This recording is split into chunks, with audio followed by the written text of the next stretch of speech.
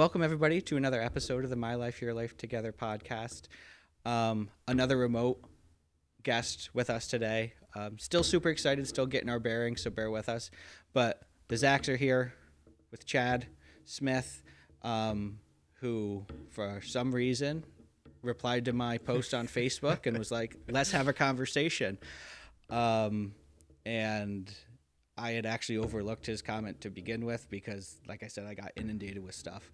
And then I did some, Facebook creeping, and I was like, this guy, he sounds awesome. Yeah, super excited to have you on. I'm super excited to chat with you. Even like the back and forth we had about, your hobbies and stuff. It was just, you were fun to message with, so I'm hoping that transitions to. Well, and to be truthful, man, it is fun, and we are. So I'm in Upper Midwest, so I'm a couple hours north of Chicago, right? And we're having this obscene winter, which I want to joke around with people that are down south. I find everyone up here is like, "Oh, dude, warm down south," or below Tennessee. We'll just use that line, right? Mason line or whatever they call it, right? And then this winter, it's been like 50 degrees, 60 degrees every day, and I'm like, "Oh, super mild." Yeah, I can get used to this." So, yeah, to be truthful, man, like last week it was like 69 degrees. This week it's gonna be upper 40s, mid 50s, and everyone's in and just like everyone, right? We have imposter syndrome, and I'm gonna roll on this way, right? So imposter syndrome. So everyone's like, explain yourself. I'm like, yeah, dude, like podcast host. I make apparel for the Overcomer. So apparel brand, podcast, author. But the thing about it is, right, you could just stack up all the wins and you could just push it aside, and people will be like, oh my god, this. I'm like, yo, dude, I'm just a country, like, I'm from a blue collar class that my parents worked at a mill. I love growing up. I love hunting, fishing. I'm like a hybrid freaking. If it slips out, I apologize. But hybrid. Good. Hybrid. Christian dude that just loves hunting and fishing and climbing in tractors, right? So like deep down, I'm just this country boy that wants to play. So like we could sit here and everyone would be like, and I do get like that, right? So like you get down this and I was talking to my girlfriend about this week, right? It depends which avenue you're in, right? So if you're in this world, you stack up all the wins, be like, hey, talk to me. We have X amount of episodes, whatever. And I'm just gonna go through the process because everyone goes through that, right? Yeah. Mm-hmm. And you go in like a normal corporate world or church world, and I'm not poking the bears or anything, right? It's just the true saying from like Cameron Hayes and all that stuff, where it's like nobody cares, work harder. I don't want to say it's a mean way, but like there's a point where you're in an environment and nobody knows what you do, and you almost like hide it. And I finally like let everything out at my corporate world this week of like, hey, I have multiple books, which I love and I appreciate being part of. I think my podcast is up like 127 episodes. Nice, that's cool. Yeah, that's cool. And then going through this apparel launch that I did a couple of years ago, and now just learning the process of like ordering we call them DTFs, but like your logos coming in, changing the process of that stuff. But yeah, so between my girlfriend and I, which can be future fiance pretty soon here, but between that, it's nice. 2 full-time jobs, 2 businesses, 2 part-time jobs, and we're just trying to survive, right? We don't live together, which, guys, I'll just be brutal and say that over the air, but yeah, so like we work our tail off to accomplish some things, and it's ultra runner's a fun one too. Like I love trail running, and I love ultra races, and yeah, so big time story. Not well, it's a big time story, but yeah, true. I'm just I don't want to use the Gerald Swinbill thing from the bass world, but like just a redneck that loves to fish. Hey, a redneck who loves to fish, but like you've mentioned a little bit, pretty accomplished person. You're a podcast host. You've got an apparel brand. You're a published author, best-selling author, correct? Yeah. So my book hit number 8 on the Amazon like a couple of years ago. So it released in 2021. Nice. But I was blessed to be part of that same group that. So my publisher saved, and I'll be truthful with this, but like publisher saved like a big bucket of stuff. He didn't put all of it in my book. and they Yeah. started scattering it in multiple books. And I Okay. was blessed to have a few of those authors go number one. And so co-author, author, whatever. Like I'm enjoying the ride. Nice. You're also you were saying is it ultra marathon runner? Do OCR like obstacle course races? I saw some of that as well. Yeah, so the OCR is actually a thing we do in January, which is just funny. It's just this little race in Wisconsin where friends of mine from Minnesota come over. We just kind of run through it, and it's not so much the hey we gotta like time it right. Yeah. It's the hey it's like 10 degrees outside. We have snow everywhere. Let's just go get out of the house type of thing. Um, but we have such a blast with it. It's a 10K with like 20 plus obstacles. That's Um, awesome. you know, this year we were filing mud. Last year was foot of snow, and the year before was negative 20 or whatever it was. Dang. And yeah, it's a blast to do that. But yeah, true and true. Um, you know, running's my main gig with working out. Lately, I've been more in-house working out versus the typical like Planet Fitness or the centers. Only reason why is right. So with your work schedule, by the time certain Monday, Tuesdays, Fridays, and Saturdays and Sundays, I'm not done till almost 7, 8 o'clock at night Yeah. with both jobs. And so by the time you get going, get wound, dewound, whatever, I wake up typically, besides today, but typically quarter to 5, and yeah, just get a head start on everything and just try to go. So it'll be a mixture of yoga one day, a mixture of just free weights one day, and then go for my run. And some days it's just running. I'm Yeah. human, right? There's days I don't want to roll out of bed. Yep. There I was, can relate with that. I think it was like a couple years ago, somebody told me to get into yoga, and like one of my patients told me to start doing yoga, and my response was, I can't do yoga, I'm fat. And they were like, that's the exact opposite mentality you should have. And so I came home and I tried it for like a couple weeks straight, and I was like, this is so much fun, and my back doesn't hurt anymore. And I've fallen back into like I like running, cycling, weights and stuff, and so I've done yoga less. But I gotta say, if anybody hasn't done like tried yoga and like really tried it, you definitely should, because I felt phenomenal during those 2 weeks, and then after I do it like once a week probably, and it was good stuff. Yeah. Yeah, and I'm not gonna get too technical like my body feature of that, but in our family we have a couple people that are in my family that actually the tailbone flips the opposite way, which is weird. It's almost like we have a Oh. mini tail. So what Huh. happens is we had this running joke saying that's our family name lower back problem. But what it is like our lower back constantly is if you don't stretch it out, it just gets so stiff. Yeah. And I think I have that because mine gets like that if I don't do working out or anything for a couple days straight. I will lock up and just kind of like Huh. like how you're sitting in a tree stand, just kind of like okay, I got to move. Yeah. Um, so with that, yeah. So with my story with the addictions and all that stuff, true and true. I look at like you become obsessed with things, Mm. and you Yeah. just you're a melting pot, and you look at things that people are like, hey, try this, try that. What's your true routine? My true routine is working out. It don't matter what it is, on top of running. I'm not training for a race right now.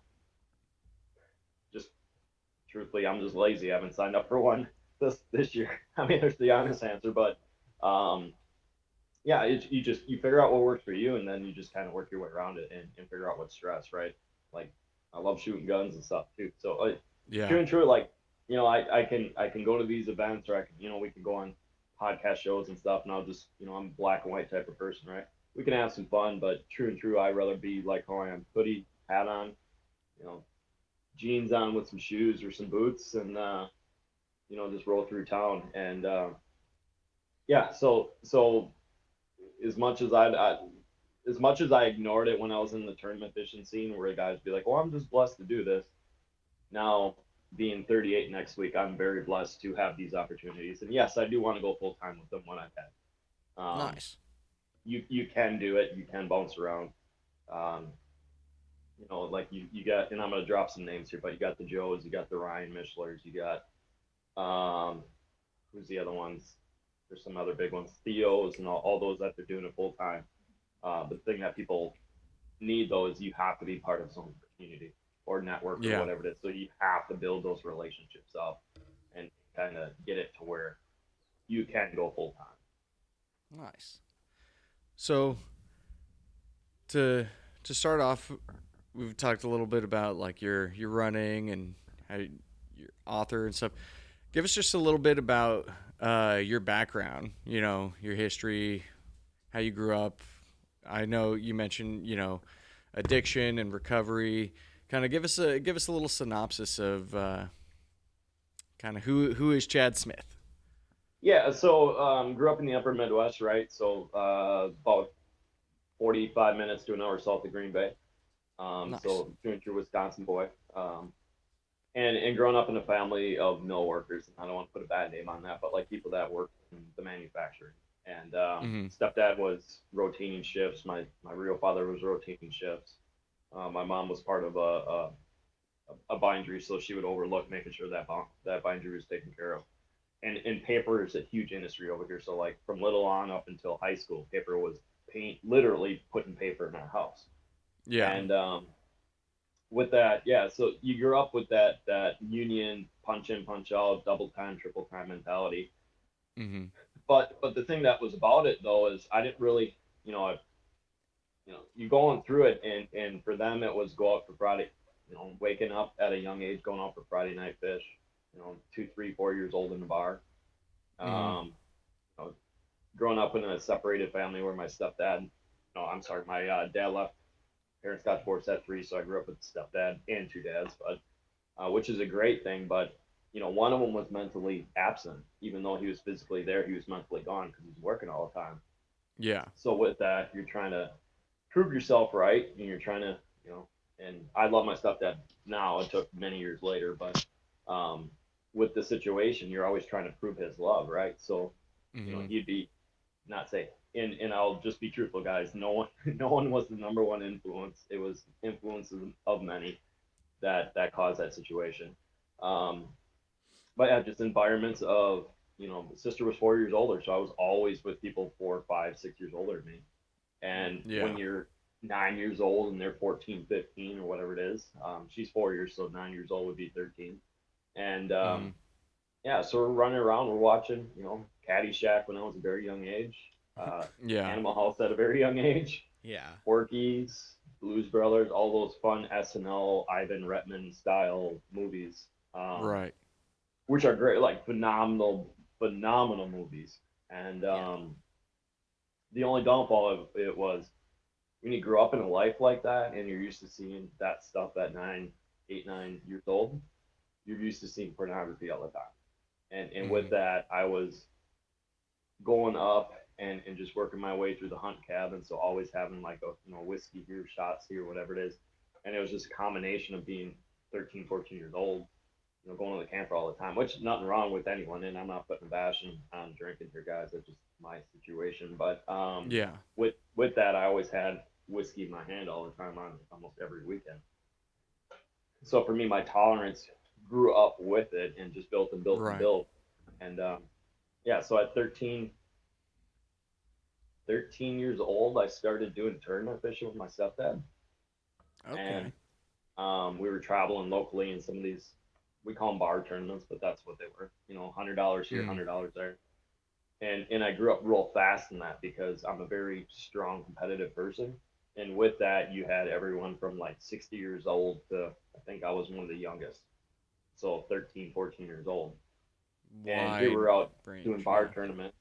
And, I hit my driver's license. So I just slowly ventured my way up with partners and ended up being 17 years old. I was already traveling through local, a couple hours away for championships. And I'm here. I'm with guys that are 45, 50 years old, and going Mm-hmm. into Burger Kings, whatever it is, parties, and then go to the boat and get everything situated. And then with that, they have the beers floating around, and nothing against it, right? Bush lights here, bush lights there, type of mentality. And so I'm competing with these guys that are much older than me, and then come 18, I jumped into it. So it's like a stairways of ranks in that industry, and I ended up.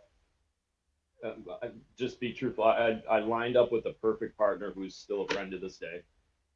We ended up taking second in the whole Midwest in that Wow. trail.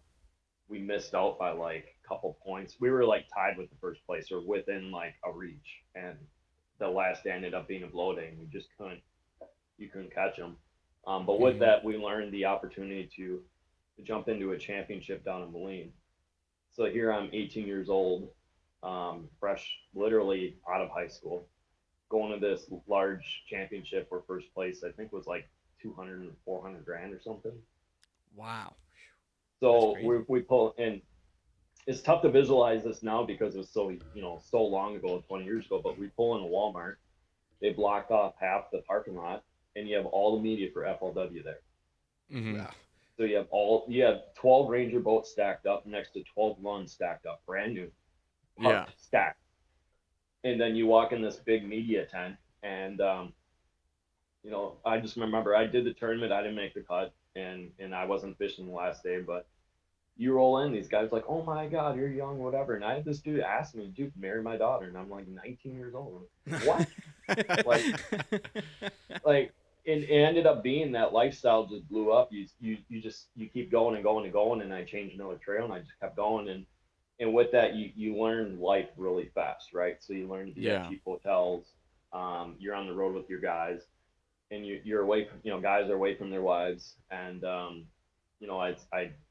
I'm not pride I'm not happy with this, but like it I didn't do it, but I was in near of it happening. But like, yeah, watch your buddies, at the time, so what had you, 20 years ago, end up cheating on his wife. It's Yeah. like this is at the moment, like you're just so used to that environment. So I rolled into college with that environment, so drinking, Mm-hmm. partying, being media, all that stuff, and it just carried into me.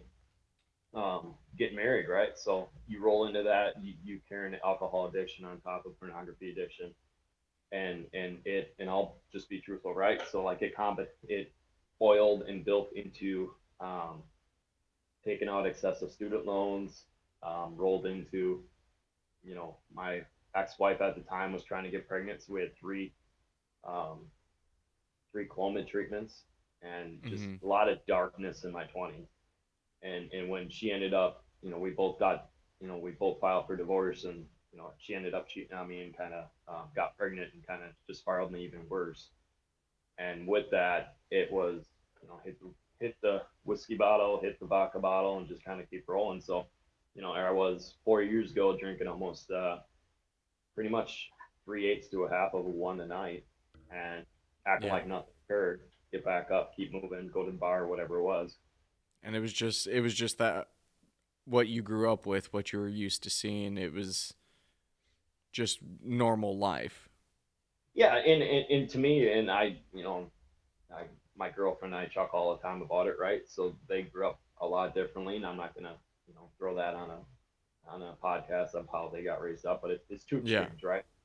And with that, I'm still protective on certain things that I grew up with, because with that, and it's truly, if anyone that watched the movie Walk the Line, right? So like Johnny Mm-hmm. Cash is Yeah. the how it is, where it's like he's battling with his first wife, saying rules, rules, rules, and then he goes finds, um, apologize, what's her name, June, and it's just more of like creative and arts and stuff.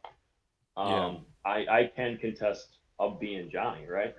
And with that, just having that creativity, the space, and just beauty, and just battling alcohol and all that stuff. And yeah, it's to me, it's a part of my life. I enjoyed a lot of it, a lot of fun. But yeah, it's like being a normal life of like, you know, having family rules and not doing that. Yeah, we had certain ones. But we grew up with experiences of saying, hey, I want you guys to understand what it is when you get older. So you're in a monitored space. You know, Yeah. have some of that. And learn how to kind of control it, do it in a safe environment. Is Yeah, kind of what you're getting at. Yeah. Yeah. yeah, and nothing wrong with it, right? It's just Mm-hmm. for me, it was kind of we got raised up independent, and I love her my mom dearly for that. 13, 14 years old, you're learning how to do everything in the house, and this is your Yeah. life. Um, so yeah, so it's you just blend in, you become one of the adults, and you adult really fast. Yeah. So, you're also, if I read correctly, you're a believer too, Oh yeah, correct? yeah, yeah. So, were you a Christian during this, or was that did you get saved later on, like after? So there's a difference between going and relationship. Right. Yeah. So for me, I got saved later with the relationship, and I'm not going to get too technical for everyone that's not a believer, but it's Yeah. there's a difference here, and I'm not going to lose you on that conversation. But Yeah. um, so growing up, it was always we call them Creasters, right? So Easter and Christmas, Yep. and do Yep. your thing, show up, pay your money for the pew, and then kind of be quiet and sit down and do your thing and leave. Yeah. And that's how it was, right? We had family friends that were kind of where I'm at now in life, and they were doing great. And I was, be truthful, at 13, 14, 15 years old, going, that's a boring life. Why are you guys doing that? And yada yada yada. But Mhm. um, yeah, so yeah, without that, I would not be where I'm at. Without him, I would not be where I'm at. But I'm a real one when I say that. So like, real means, and you guys can yell at me all you want, but I'm still gonna cuss and swear. Um, I'm not gonna be sugarcoating soft. I'm gonna come at you real with it. Mhm. Um, and for me, just like many business owners, you love being in the church of worship, but also you kind of have an internal battle with it because being a true entrepreneur, you always want more, and you always want Mhm. to do better, and you never want to settle. That's just how we are as covered addicts and entrepreneurs. We always want to get better, and sometimes that kind of butts heads with the be humble, be grateful, and just kind of and Yeah. so yeah, I love it. I appreciate it. I would not be here where I'm at, but I'm human. And I say I do battle it every day, and just for that sake, right? So it's always the run in and whatever. I always want more, and it's been like that since I've been 2, 3 years old. Yeah. I mean, to be honest with you, it's not. They can coexist, right? Like the wanting more. I think it's funny because we just before you we actually recorded a Ask Me Anything with our pastor, and one Yeah, of the things I brought up in it was a quote I had read that was like, "Keep practice. Don't practice until you're the best. Practice to keep getting better." And yeah, so, I mean, the the motivation and the drive to do more and get better and grow, there's nothing wrong with that. Like you said, though, if that becomes your focus above, God or where you're called to in the church, that's going to have a negative impact. But like this podcast, I mean, 9 months ago it wasn't existing, and I love it. It takes a lot of time. I want to keep getting better. Like you even mentioned the equipment I have. There are more there are cheaper ways, maybe definitely more effective ways than a burrito blanket on a folding table. Um, but I'm gonna keep trying to get better, and I'm not gonna skip church to do recordings, and I think yeah, yeah, that's how I'm relating it in my mind. So, yeah, yeah. you know, Yeah, no, it for me. So, and I'm gonna joke around. So you guys are catching me on a stretch of everything at once, right? So in the last 5 weeks, I've been part of the worship team. So awesome. I'm sorry, not past five. So 3 out of the 5 weeks, I've um, run the computer screen for the tech. So like we want to make sure the slides are up, the lights are Mhm. working. You're our favorite person as two worship team members. Yeah. Yeah, yeah. So I'm that guy underneath with the producer in the back, making sure that my screens are working for him in the back. And people get it. They're like, "Oh, it's such an easy job." I'm like, technically, when pro presenters working correctly, yes, it's very easy. Um, Keyword. Oh yeah. Lord have mercy. With that though, so sometimes it's I chuckle and say we have the human gremlins where we have quick fingers and you fly through slides on an accident, or it's an update comes in and it completely wipes and I'm gonna talk tech here, but the DMI to the drummer, so the drummer can't hit his cue, right? Just stuff like that. Mm-hmm. Yep. And it can drain you if you're like back to back to back to back to back. Yeah. And the cool thing about my worship leader, he's my age, and he's like, he goes, and I said, hey man, just give me a little pause after this stretch. The only reason why we're doing this close for so many people is we had two people that got out and had a kid, so it was more of like, hey, we need you as an emergency just to make sure everyone's kind of Yeah. Yeah. taken care of until when they come back. And yeah, so it's I run that. That's pretty much a 6 hour day on a Sunday, and then I'll flip my clothes over and go to the store till work at Fleet Farm here in the Upper Midwest till 6 at night. So I'm at the back stretch of having that last week. So and I joke around with my girlfriend, but I'm like I'm ready for vacation just to kind of like unfry everything. Yeah. And yeah, so when you have so many moving parts and stuff, and I love doing that because the reason why is there's two things I've learned in this world, right? So I was called to be at that place doing that job. And it's not a job; it's a volunteer thing. But you start learning the operations and how to put on a show, right? You learn about the lights, you learn about the features, the slides, you learn about making everyone in the common theme. I tell people, like my worship pastor says straight out. He goes, "What do you want to learn?" I said, "I want to learn the show, and I want to bring the show to the crowd. So like Mm-hmm. connect the crowd to the show. So like bring that invisible energy and emotion out to the people in the crowd. And with that, the more you learn about it, the more you can crisscross into media. And it sounds really weird to say it this way, but like, learning podcasts helped me with that. And vice versa because you learn the files and back and forth. But the cool thing about it is once you learn the process of how to put on a show like that through the slides and text out of it, you can start doing virtual events for your friends. You can start Nice. uplifting, and I'm gonna use this for example. So like I have a lot of fishermen guys that need media here, and I reached out to one of them. I'm like, hey, why don't we figure out a way to uplift all you guys and get you Yeah. media? Put on a show and don't feature the key ones that everyone's used to. Feature the up and comers and kind of lift them and kick them off. And people are like, well, you're using your skill for church. Like deep down, it kind of bugs my past a little bit just because you're using skill you learned for the house of the Lord out publicly. And for Yeah. me, I'm like, I wonder if he's just being a podcast, being a book, doing media stuff. I wonder if it's my job to help people feel good and bring them out publicly. So like my clothes, it's I have the Year of Moron right now. I never seen so many people flip emotions when it comes to that stuff. So like, Really. you know, and I have the Fear the Warrior hat, whatever. It's almost like people give you like permission. They're like, "Oh my God, I went through something. Thank you for doing this." It's almost like they Mm-hmm. hold it in so much, and it's just a weird gift that I'm noticing. Like whether it's just shows that, whether it's us putting on a service or being that middleman, helping someone media wise put on the show, or bring that show to you digitally through the internet. To me, it's like that gap between someone breaking free and they feel like it's coming free and they finally feel free. And it's not me doing it, trust me, it's not. But that gap between, hey, this is the skill and this is what I want you to do with that person. And, Nice. and to me, I think that's where my calling is, whether it's apparel, whether it's, helping skills with that.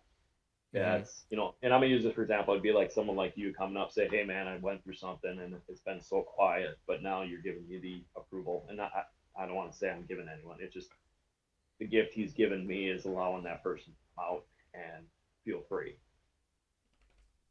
That's cool. Almost like affirming it. Yeah, yeah. Yeah. It's like a main affirming. Like they know they went through it. They didn't know they knew they found them, but also it's like here, I'm using this person with his gift to help bring your gift up. That's cool. Yeah, I like that. I mean, I like the perspective and the thought process because I think, it's sometimes people get inside their own head with their own things and you're like, am I really supposed to be doing this? Am I, you know, I mean, one of the examples that I think of is I got to listen to a speaker. His name is Nate Finocchio. He runs like a school of theology in Nashville, but he was a worship leader as well. And one of the messages I heard him speak one time was like people asking him how he could live with himself making money using his gift, and he's like, "Well, I'm talented at something. I could probably be making a lot more money using this elsewhere, but instead I decided to start my own school or release this music and do that." And it was just like, you know there's nothing wrong with it. If you have a gift and you're going to use it to help people and that's your calling, then yeah, that's what you're supposed to do, honestly. Yeah. Yeah, and to me, I look at a couple people, and I will name drop on one for sure on top of my mind. He was a worship leader, and he switched, and he's now a coach for many top entrepreneurs, which is Cody Jefferson. I don't know if Okay. he kind of ventured down by your way or not. He's kind of in the circles, in or out. I'm not part of his group, but like he knows this, that person knows. It's just you start getting in that circle. And he was truthful about it. He's like, guys, he's like, I'm a believer. I wouldn't be here without it. He's like, my faith is my number one thing. He's like, I'm gonna make men with that follow God, but still crank it at the business and be the best person they can be. He's like, that's my gift, that's my calling. He goes, yes, I loved, and he was a worship pastor. He loved it. Said for 8 years he was a worship pastor, Mm-hmm. and he's like, this is just where he took me, and now he's dealing with just a different level, different level of guys like like your Sean Whalens, and they're I don't want to get too connected behind the scenes with those guys, but like he's at that level, right? So like the Gary Right. Vee, that level, and I don't know him personally, but like everything that you do through the content and stuff, he just well, yeah, he likes to dress up. Who cares, right? Ric Flair likes to dress up too, but Yeah. um, it just it's him, and he's in his Yeah. cowboy boots, walking with the hat on. Yeah.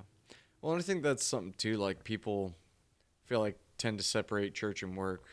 You know, doesn't have to be separate. If you've got that skill set and you can use it in the church and you can use it, ministry doesn't have to be separate from your work. You know. Yeah, and I'm not gonna get too technical. Further north you get, the more black and white it is. Yeah. Down south in like the Georgias, the further south in like Texas, Georgia, all that, they overlap very easily. Yeah. But the more further north you get, the struggle to overlap is. That's where my biggest battle is, right? Hmm. Because when you're both worlds, it's two different perspectives, Mm-hmm. and you know, abundance is in both. Abundance in that world, and then abundance in our faith world. Um, but yeah, to me, it's I just, and it sounds selfish to say it this way, but like I have my head is a wicked man. Like my when I fight with myself, it gets nasty, and Yeah. I wish I could record it and send you guys, because it'd be like a couple just fighting that you need to sign paperwork for divorce, right? And truthfully, I think that's just how it is, right? I'm the hard, like I don't take sugarcoating easy. Yeah. To me, I'm not a sugarcoater, and yeah, it's so when that voice comes, it's almost like I just want to like kick her in extra overdrive and just like crush it. And everyone's like, you should be nice to yourself. I get it, right? But I always loved that coach that was kind of in your face. You respected him. Yeah.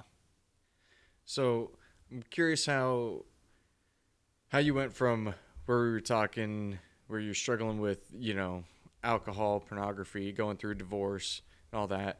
How do you get from everything that was going on in your life then to where you are now as an author, as a businessman, as, a competitor? Like, what did that look like? What was that process like? So that process was a couple things, right? So I had a lot of people that prayed for me, and I had a lot of people that watched over me like an angel. I did not take AA right away. I'm in it now, just more as a refresher.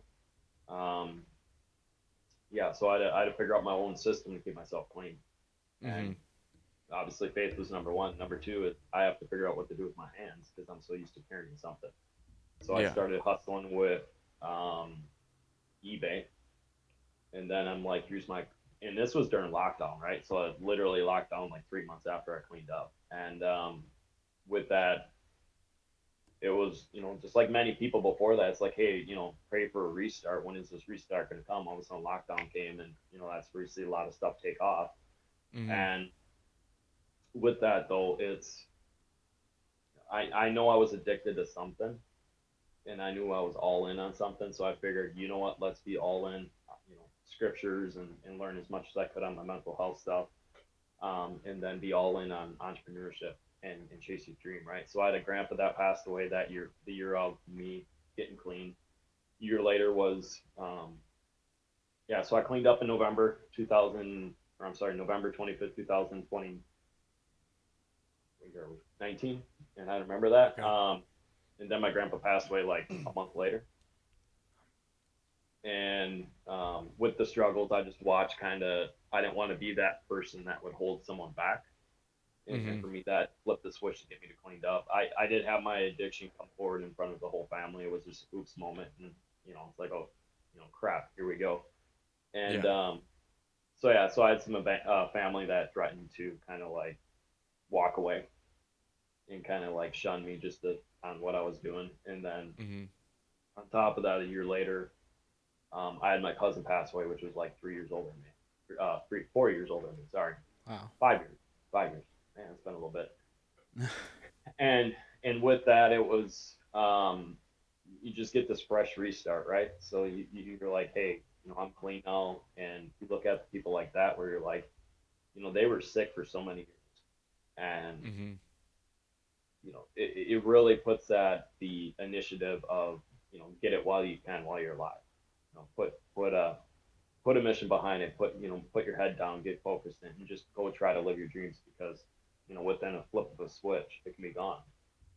And not live that conservative lifestyle, just punch it out and just kind of go and blah with life, right? So I invested a lot in me. I did overspend on some plastic to invest on me, but some of those relationships and people in that circle, it's worth. It's a long term thing, not like a instant thing. Yeah. And yeah, a lot of good lessons, a lot of losses, but a lot of good lessons. And yeah, it's I did a full 180. I'm still battling with it to this day. I'm a human, man. So like, yeah, there's be truthful, and some pastors will say that. So you flip on Instagram and you're like, ooh, what the heck is this? Mm-hmm. Don't look at it, move it away. Yeah. Yeah.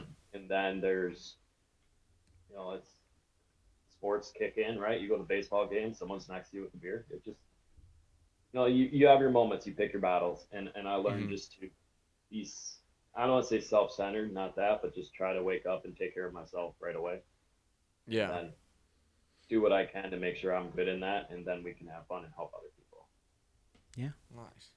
That's awesome. And I I know you got to get rolling. I don't want to keep you, but just thank you so much because you said it a few times about not sugarcoating things, and I think a lot of the things you talk about are easy to sugarcoat, but you just you know you're real with yourself and you're real with others, and that's got to be a huge connecting point for people. People want to hear real things. I think there's enough sugarcoating going on in the world about a lot of things to hear somebody with real problems say it how it is, not calling them out but calling himself out. Yeah. um, I think it's awesome for people, so thank you for doing that, and just thank you for sharing it Yeah, with and I us. appreciate it. And just like many, I think lockdown kind of flipped that switch and kind of people are like, "When did you wake up?" I said, "Lockdown." um, and I'm not going to say which side I sway on. We'll just keep it neutral on that on the answer and decide it after the recording. But with that though, yeah, it's you just learn to how do I take care of myself, and then how do we take care of the community. Yeah. Yeah. Nice. And I like kind of, you said you like to, what do you do with your hands type thing. Was that kind of what you felt got you through the kind of that recovery, was finding that putting a passion in something different? Yeah, yeah. So I'm obsessive with some things. I come in, I go blazing hard into it, and I kind of back away and be like, "Oh, I love this, but don't go blazing." You jump in the fire like, "Hey, I'm on fire, crap." Back out, dust yourself off and kind of go back into the fire a little bit, slower. And for me, I think it was just, there was a moment where I just became obsessed with everything, and Mm-hmm. it just, you jump in this fast lane of life, and it goes fast, and not the last thing I learned through the process is, right, financials always come a lot longer and a lot further down the road, and Nice. you got to learn the skills and the things. And I'm not perfect, dude. Like, there's days I get pissed at myself for my Etsy store. I'm human. Like I say, Yeah. I don't sugarcoat it, but um, yeah, you just got to learn the process and put in the time. And Yeah. I'm not the best podcast host. I get lazy at times, but be truthful, man. It's not about me. It's about the message I'm trying to bring people out. That's awesome. For sure. Well, I know you got to get going, but if people want to connect with you, look into your business, your brand, where can they find you? All right, so go on Instagram. It's at the Chad M Smith, or at the Chad M Smith, and then it's at Battle Warrior Brand on Instagram. Those are going to be the two main things. I do have 3 accounts, so I try to simplify it. So just follow at the Chad M Smith, and you can see almost everything that I'm doing. Should have the links for everything else that's on there. Sweet. And I'll Awesome. include most of that in descriptions and stuff. Yeah, we'll put some links. Because I was nosing around your shop and looking at your apparel and stuff, obviously, and it's super cool. Yeah. Like I really like it. So I'm it's a hybrid of simplicity, right? AC/DC, keep it simple, and Yeah. but still keep it to the point, right? And Yeah. I want to be generic with it, but I receive apparel in Athlete Farm, and I'm learning a lot just kind of watching Under Armour come in, and I'm like, Mhm. wait a minute, I know how to create this. That's But smart. That's awesome. yeah, so I get to see all the stuff before it hits the shelves, and I get to open up all like the Under Armour Patriot stuff or whatever that they have. Yeah. And yeah, it's fun to watch that stuff. You get to see, since you know the process of putting apparel together, you kind of like watch and feel the fabric. And yeah, I get to play in play land. It's like being in a hunting store where you just touch poles all day long. That's awesome. All right. Well, thank you, Chad, for coming on and talking with us. I encourage all of our viewers, all our listeners to check out his brand, everything that he does, his books, especially if you are interested in, recovery, if you're struggling with addiction, things like that. Check out his stuff. Check out his apparel. They got some cool stuff going on. We appreciate everybody that is watching and listening to us, and make sure to like, subscribe, follow, and go follow Chad as well. Yeah. Thank Yeah, you, guys. main thing there, and I don't want to overlap here, but as podcasters, yeah, go like, subscribe, tell us how we can do better, tell them how they can do better. I don't want to do the everyday routine, but you got to download this stinking episode here, guys. Yeah. It's a real thing, man. It's a real thing. Facts.